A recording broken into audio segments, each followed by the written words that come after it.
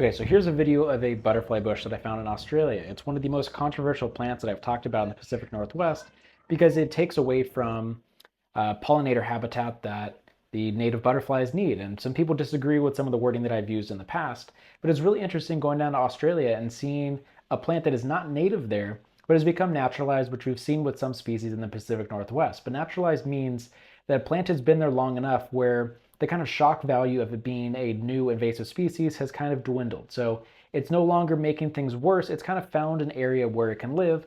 And a butterfly bush that you find in the Pacific Northwest is going to be sprouting aggressively. You're going to see it in the cracks of pavement.